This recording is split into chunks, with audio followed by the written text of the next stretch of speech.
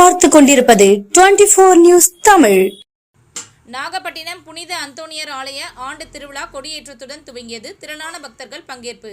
நாகப்பட்டினம் முதலாம் கடற்கரை சாலையில் அமைந்துள்ள பழமை வாய்ந்த புனித அந்தோணியர் ஆலயம் அமைந்துள்ளது. ஆலயத்தின் ஆண்டு பெருவிழா இன்று கொடியேற்றத்துடன் துவங்கியது. முன்னதாக கொடி ஊர்வலம் ஆலயத்தின் வளாகத்தில் இருந்து துவங்கி முக்கிய வீதிகள் வழியாக மீண்டும் ஆலயத்தினை வந்தடைந்தது. நாகை மறைவட்ட அதிபர் பன்னீர்செல்வம் சிறப்பு திருப்பள்ளி செய்து வைத்தார். தொடர்ந்து ஆலயத்தின் முன் உள்ள கொடிமரத்தில் புனிதம் செய்யப்பட்டு கொடியேற்றம் நடைபெற்றது.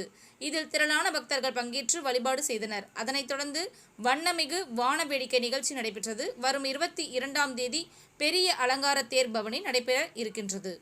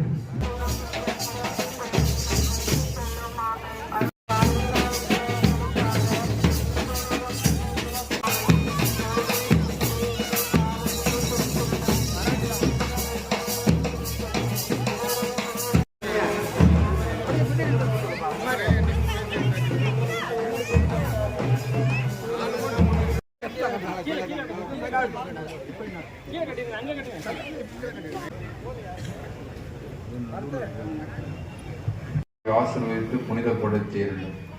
இந்த கொடி உயர ஏற்றப்படுவது போல் இவர்களுடைய உள்ளங்களும்